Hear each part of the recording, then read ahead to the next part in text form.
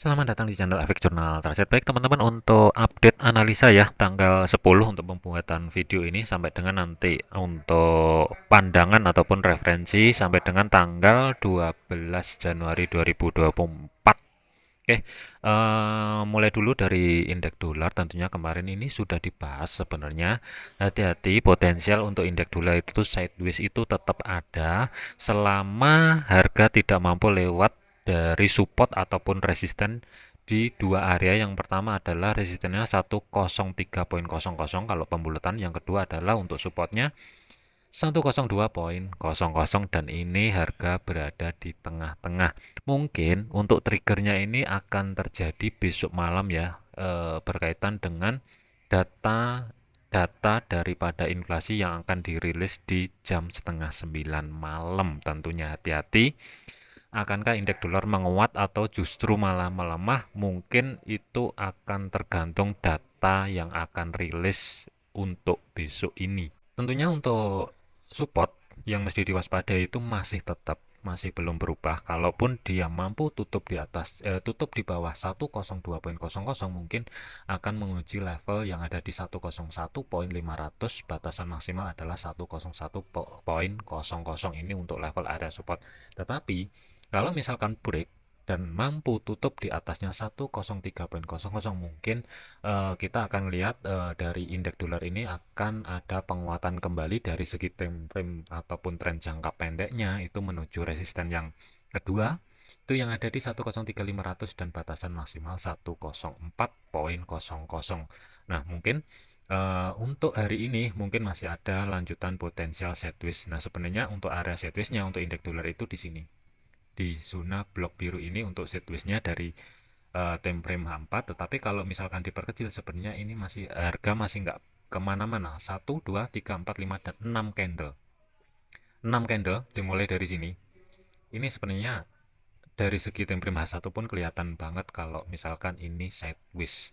Tetapi eh, jika hari ini mampu keluar dari ring yang ada di blok biru ini, mungkin akan dituju adalah resisten. Yang pertama mendekati level area 103.00, baru nanti ketika rilis data-data inflasi untuk besok jam setengah 9 malam, tentunya di tanggal 11, kita akan lihatin ini volatility yang lumayan signifikan. Akankah lanjut ke resisten 2 atau justru malah balik arah lagi menuju support 1 ataupun support 2-nya itu kurang lebih 101.500.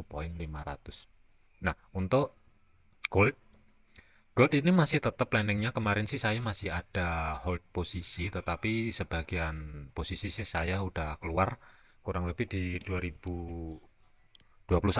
Itu sebagian saya keluar posisi, tetapi yang ada entry kurang lebih di kisaran area di atasnya 2060 atau zona supply kemarin yang ada di sini. Ini beberapa masih saya tahan dan sudah saya lock SL plus, tetapi untuk targetnya sebenarnya sih saya masih ngincerin target yang ada di bawah. Sebenarnya batasan maksimal adalah 2007 itu sebagai target terdekat dan 1986 sebagai target untuk minggu ini. Cuman kalau dilihat dari segi time frame H1, ini harga kelihatan banget bermain-main di level area zona supply ataupun demand yang ada di bawah, kurang lebih di 2020 untuk demandnya yang bertumpuk dengan area support. Kemudian area resistennya adalah 2043. Ini juga ada zona supply baru yang terbentuk dan sudah dites satu kali. Nah, akankah hari ini harga mampu tutup di bawahnya 2020? Ini terus terang saya ragu. Tetapi untuk plan minggu ini, selama data masih belum keluar, saya masih optimis untuk eh, pelemahan untuk gold dari segi tren jangka pendek ataupun koreksinya sebelum harga menguat kembali. Tetapi kalau misalkan untuk data-data inflasi besok ini, kalau misalkan rilisnya itu ternyata negatif di luar ekspektasi, ini secara cepat ataupun signifikan untuk gold ini akan keangkat ke atas menuju level area 2063 sampai dengan 2080 batasan maksimal. Hati-hati, mungkin volatility gede itu akan terjadi besok. Nah, kalau misalkan itu ternyata positif untuk data-data daripada inflasinya, hati-hati, mungkin kita akan kehilangan support yang ada di 2020 dan akan menuju 2027. Batasan maksimal adalah 1983. Tetap waspada. Saran saya sih mending wait and see dulu. Mending tunggu data keluar. Telat nggak masalah, tinggal nunggu koreksi baru masuk ke market daripada spekulasi masuk sekarang. Entry buy ataupun sell, tetapi jaraknya ini lumayan. Nah, kalau mau entry buy sekarang, ini tentunya juga rawan karena batas untuk stop loss itu sebenarnya amannya ini ringnya kurang lebih di atas 150 pip. Begitu juga sebaliknya, ataupun kalau misalkan cari setup sell, ini sama juga. Stop loss aman itu masih tetap di atasnya 2053 untuk sekarang, dan ini jaraknya lebih dari 200 pip. Jadi eh, hati-hati kalau misalkan naruh stop loss di bawah 100 pip, ini rawan kesabet. Meskipun ada tanda-tanda potensial sideways masih ada, batasan teratas itu kurang lebih mendekati di bawahnya 2043 dan di atasnya 2020. Apa namanya? Kalau dari saya pribadi untuk pandangan gold itu sebelum rilis data inflasi besok ini masih rawan sideways, jadi tetap waspada. Selanjutnya adalah pound sterling USD tentunya. Dari segi time frame H4 kita liatin dulu, ini juga sideways, cuman ringnya lumayan gede juga, dan ini posisi saat ini itu berada di bawahnya level area resisten yang ada di 1.27500.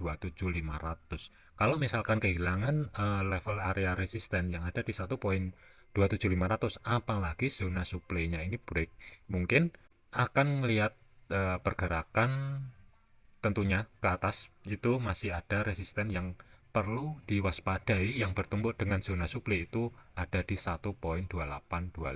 Tetapi kalau misalkan ini mampu bertahan, potensial ini masih tetap bermain-main di antara 1.27500 sampai dengan 1.2625. Ini untuk pound sterling USD. Tetapi untuk targetnya sendiri, saya masih mengantisipasikan untuk sedikit koreksi ke bawah untuk pound sterling USD dari segi time frame daily-nya. Sebelum pound sterling ini menguat kembali, tentunya saya akan pantau di level 1.2500 sebagai psikologis price levelnya. Jadi untuk plan, karena ini masih sideways, ini rawan kalau mau di trade. Jadi mending wait and see dulu. Tunggu penutupan aja dari time frame daily ya tentunya. Kalau misalkan tidak mampu tutup di atasnya 1.27500, tinggal tunggu dari segi time frame H1 ataupun H4-nya nanti konfirmasi pembalikan arah yang valid, baru mungkin akan menjadikan referensi sell dari segi jangka pendeknya, tetapi targetnya juga nggak bisa jauh-jauh. Kalau misalkan digambar, selama tidak ada penutupan di atasnya 1.27500, mungkin target maksimal ya amannya sebenarnya sih sedikit di atasnya 1.2625, kurang lebih di sini 100 pip. Tetapi dari jarak stop lossnya kurang lebih amannya sih sekitar antara 50 sampai dengan 60 pip, sedikit di atasnya zona supply. Tetapi kalau misalkan besok ini data inflasinya negatif untuk USD, potensial harga akan keangkat ke atas, retest yang ada di 1.2825 sebagai level area resisten. Euro USD sama, Euro USD ini masih sideways, ini harga masih tetap nggak kemana-mana dari tanggal 2 Januari kemarin sampai dengan sekarang tanggal 10 Januari. Ini kelihatan banget, ini ada level area support sebenarnya yang ada di 1.0925. Kalau kita bulatkan di sini, ini kelihatan banget harga ketika masuk ke level area support ini mantul terus dan belum mampu break di bawahnya 1.0925. Ini masih belum kelihatan jelas. Terus support yang mesti dipantau 1.0875, batasan maksimal untuk minggu ini adalah 1.0800. Itu yang untuk supportnya. Kemudian untuk resistennya ini mepet banget, 1.0975, 1.1000 sebagai physical price levelnya, kemudian 1.1025. Ini sih mungkin nggak akan ada pergerakan signifikan sebelum besok rilis data inflasi dari Amerika tentunya. Jadi tetap waspada. USD CAD, USD CAD ini saya masih hold atau nahan posisi buy kemarin di atasnya 1.3300. Ini saya akan tahan sampai dengan mendekati ataupun sebelum rilis data inflasi dari Amerika untuk besok. Kalau misalkan harga ini mampu bergerak di tengah-tengah atau di atasnya 1,3400-an ya, kurang lebih saya akan cek. Ini mungkin saya akan lock dulu antisipasi kalau misalkan kejadian data rilis inflasi itu nanti ya, yang saya khawatirkan negatif, harga balik arah, banting ke bawah, retest zona demand yang ada di 1,3250. Itu yang pertama. Yang kedua adalah 1,31500. Tapi kalau dari segi teknikal ini kelihatan pelan-pelan ngerambat ke atas. Ini yang saya khawatirkan, satu candle spike ke atas, retest yang ada di 1,34500. Cuman untuk TP1 saya sebenarnya sih ada di 1,34500 di sini untuk TP1-nya. Kemudian TP2-nya adalah di level area 1,35500. Ingat, jadikan referensi aja, jangan dijadikan patokan. Kemudian terakhir adalah Swiss. Swiss sama statusnya. Ini saya tetap masih hold kemarin yang ada di atasnya 0,84500-an. Yang jadi catatan ini ya untuk entry saya tentunya, itu saya akan pantau zona supply yang ada di sini. Kurang lebih di resistannya 0,8550 kurang lebih, apalagi kalau misalkan ada break ke atas ini mungkin saya akan hold untuk swing. Tetapi kalau ini sampai dengan besok tidak mampu break atau penutupan di atasnya 0,85500 atau bahkan ini zona supply ini tidak di break, ini mungkin saya akan cut terlebih dahulu. Kalau misalkan besok ini data inflasinya positif, ini akan sangat liar sekali, apalagi surprise positif untuk USD ini akan sangat liar sekali. Mungkin dalam waktu yang cepat itu akan menuju level 0,8700 sebagai psikologis price levelnya dia. Oke, tetap hati-hati, waspada, ingat, jadikan video ini sebagai referensi, jangan dijadikan patokan, segala keputusan ditanggung masing-masing. Dan saran saya adalah untuk pemula jangan gunakan akun standar terlebih dahulu sebelum mampu menguasai diri sendiri atau mengatur money management yang baik dan benar. Apalagi emosinya yang masih ada ambisi, hati-hati. Kuncinya adalah di money management. Jadi tetap waspada.